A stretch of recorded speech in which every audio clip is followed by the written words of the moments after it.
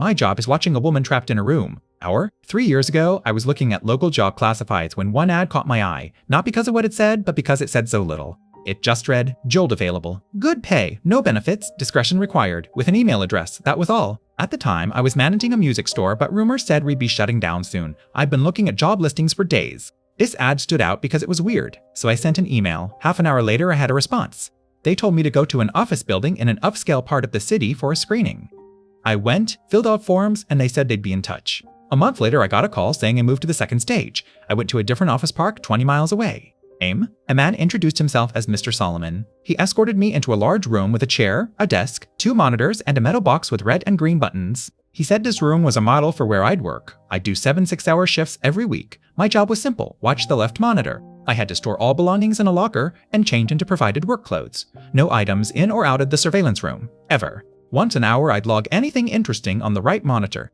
No pens, no paper, no notes, just the computer. The red button was for emergencies. The green button was for something noteworthy. He said to use it only if something of real significance happened. He pointed to a camera on a ceiling. My work would be observed. He said I was only a redundancy in case other systems failed. He smirked and asked if I knew what redundancy meant. I nodded, trying not to show irritation. Let him think I'm dumb if he pays me enough. The pay was $35 an hour. That worried me. My mom always said if it seems too good to be true, it probably is. I asked if I'd be doing anything illegal. He said no.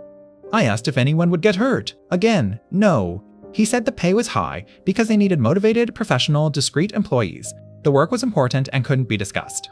I signed papers promising I'd never discuss the work or I could be sued or locked up. I'm only breaking that now because of what happened. I took the job and quit the music store with no notice. I felt bad, but the money was too good. Easy work, if a bit boring. The real job site was just like the model. Locker room, surveillance room, small bathroom, water cooler. But the monitors were on. The right monitor was a terminal for logs, no internet.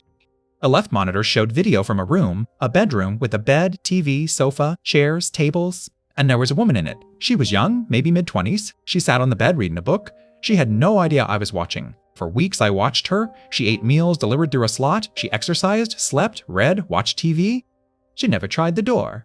Then one day she looked directly at the camera. She held up a piece of paper. It said, "I know you're there. Please help me." I hit the green button, then the red. The feed cut. Mr. Solomon called me the next day. He said, "You passed the final test. The woman was an actress. The room was a set. We needed to know if you'd care. I never went back."